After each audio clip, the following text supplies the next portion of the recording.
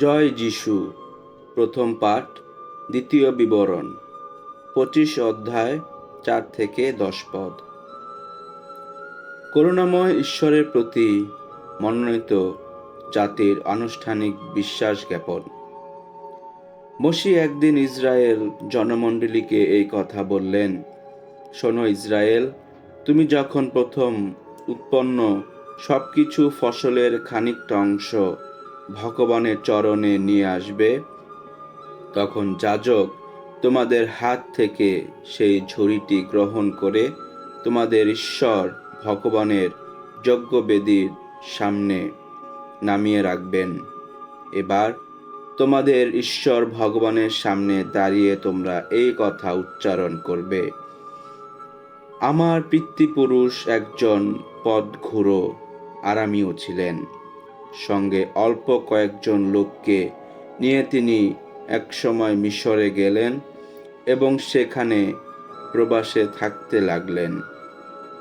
সেই দেশে তার বংশের লোকদের নিয়ে গড়ে উঠল শক্তিশালী, জনবহুল, মহান এক জাতি। কিন্তু মিশরীয়রা তখন আমাদের সঙ্গে দুর্ব্যবহার করতে লাগলো। নানা অত্যাচার করে তারা আমাদের উপর চাপিয়ে দিল কঠোর দাসত্বের ভার। তখন আমরা হাহাকার করে আমাদের পিতৃপুরুষদের ঈশ্বর ভগবানকে ডাকতে লাগলাম। আমাদের মিনতি শুনতে পেলেন তিনি, দেখতে পেলেন কি দুর্দশা, কি কষ্ট, কি নিপীড়নের মধ্যেই না আমাদের থাকতে হচ্ছে।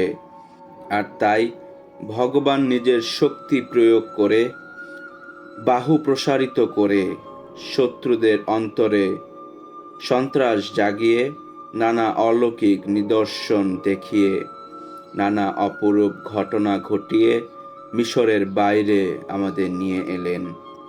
সেখানে নিয়ে এলেন তিনি, আমাদের দিলেন এই দেশ, এমনই এক দেশ যেখানে বয়ে চলে দুধ আর মধুর স্রোত।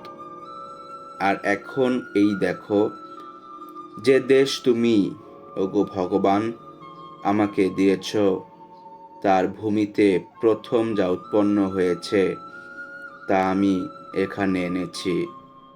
এভাবে তোমাদের ঈশ্বর ভগবানের সামনে সেই নৈবেদ্য উৎসর্গ করার পর তোমরা সেখানে তোমাদের ঈশ্বর ভগবানের সামনেই ভূমিষ্ঠ হয়ে প্রণাম জানাবে। প্রভুর বাণী, ঈশ্বরকে ধন্যবাদ। শাম সঙ্গীত 91 অধ্যায়, 1 থেকে 2 পদ এবং 10 থেকে 15 পদ। ধু, ভগবানকে অন্তর দিয়ে মানে যারা, তাদের তিনি রাখেন নিরাপদে।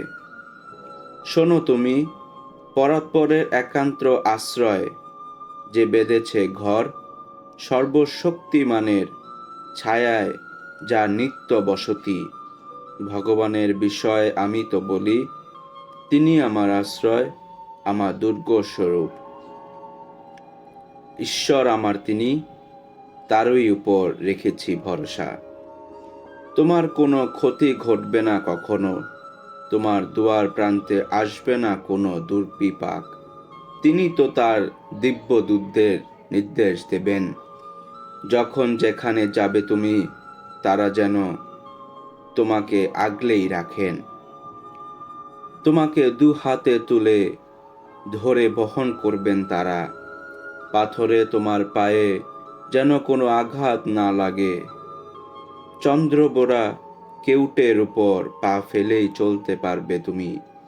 যুবসিংহ অজগর তোমার পায়ের নিচে দলিতই হবে।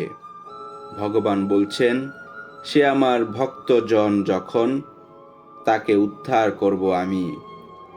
সে আমাকে অন্তর দিয়ে মানে যখন, তাকে রাখবো নিরাপদে। সে আমাকে ডাকলেই সাড়া দেব আমি, দুঃখে বিপদে দাঁড়াবো তার পাশে। দ্বিতীয় পাঠ, রোমীয়দের কাছে প্রেরিত দূত পলের পত্র, 10 অধ্যায়, 8 থেকে 13 পদ। বিশ্বাসেই মানুষ পায় ধার্মিকতা, পায় পরিত্রাণ। প্রিয়জনেরা, আসলে শাস্ত্র কি বলে?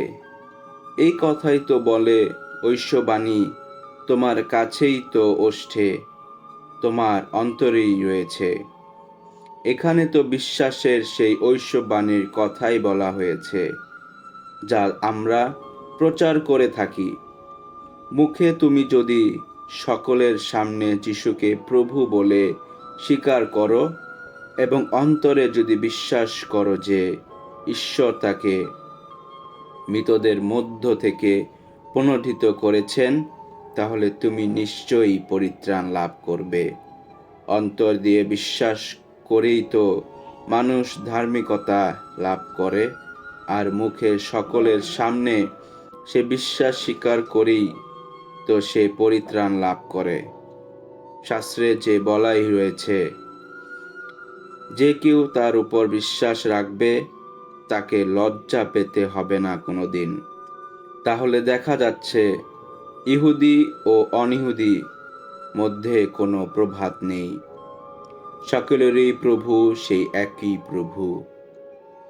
তাকে ডাকে যারা, তাদের সকলেরই প্রতি সম্মান তার বদ্ধনতা।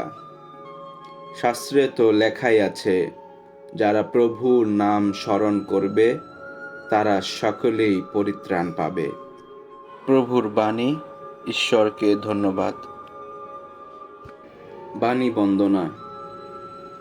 হে প্রভু যিশু, পরম পিতার শাশ্বত বাণী, ধন্য তুমি ধন্য। মানুষ কেবল রুটি খেয়েই বাঁচতে পারে না কো, ভগবানের প্রতিটি উক্তিপাথেই করেই জীবিত থাকে মানুষ। মঙ্গল সমাচার। লুকরচিত মঙ্গল সমাচার 4 অধ্যায় 1 থেকে 13 পদ। মরুপ্রান্তের প্রভু যিশুর ধর্মিষ্ঠতার পরীক্ষা। দীক্ষা স্নানের পর পবিত্র আত্মার প্রেরণায় উদ্বুদ্ধ যিশুর এবার জর্দান নদীর থেকে ফিরে এলেন এবং পবিত্র আত্মার প্রেরণাতেই তিনি 40 দিন ধরে মরুপ্রান্তের নানা স্থানে গেলেন। সেই সময় শয়তান তাকে নানাভাবে প্রলোভনে ফেলতে চেষ্টা করল। এই 40 দিন ধরে যিশু কোনো কিছুই খেলেন না। তারপর ওই দিনগুলি কেটে যাওয়ার পর তিনি ক্ষুধার্ত হয়ে পড়লেন। তখন শয়তান তাকে বলল, যদি তুমি ঈশ্বরের পুত্রই হও, তাহলে এই পাথরটাকে আদেশ দাও ও রুটি হয়ে যাক। যিশু তাকে উত্তর দিলেন, কিন্তু শাস্ত্রে যে লেখা আছে, মানুষ শুধুমাত্র রুটি খেয়েই বাঁচতে পারে না। শয়তান তাকে তখন একটি উঁচু জায়গায় নিয়ে গিয়ে জগৎ সংসারের সমস্ত রাজ্য মুহূর্তকালের মধ্যে দেখিয়ে দিয়ে তাকে বলল, এই সব কিছুর উপর কর্তৃত্ব এবং এই সব কিছুর ঐশ্বর্য আমি তোমাকেই দিচ্ছি।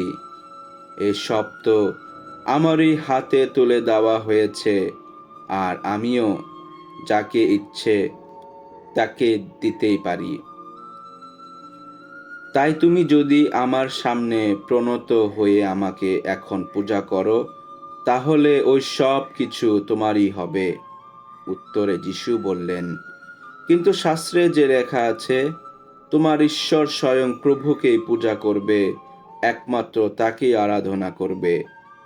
শয়তান এবার তাকে নিয়ে গেল জেরুসালামে, আর সেখানে তাকে মন্দিরের চূড়ায় দাঁড় করিয়ে বলল, তুমি যদি ঈশ্বরের পুত্রই হও, তাহলে এখান থেকে নিচে ঝাঁপিয়ে পড়ো। শাস্ত্রে তো এই কথা লেখা আছে, তোমার বিষয়ে তিনি তার দিব্যদূতদের নির্দেশ দেবেন, তারা যেন তোমাকে আগলেই রাখেন। তাছাড়া এও লেখা আছে, তোমাকে 2 হাতে তুলে ধরে বহন করবেন তারা, পাথরে তোমার পায়ে যেন কোনো আঘাত না লাগে। উত্তরে যিশু বললেন, কিন্তু শাস্ত্রে যে বলা হয়েছে, তোমার ঈশ্বর স্বয়ং প্রভুকে কখনো পরীক্ষা করতে যেও না। প্রলোভন দেখানোর আর কোনো উপায় বাকি না থাকায় শয়তান যিশুকে ছেড়ে চলে গেলে উপযুক্ত সুযোগ না আসা পর্যন্ত সে দূরেই রইল। এ হলো প্রভুর মঙ্গলময় বাণী। খ্রিস্ট প্রভু তোমার প্রশংসা হোক।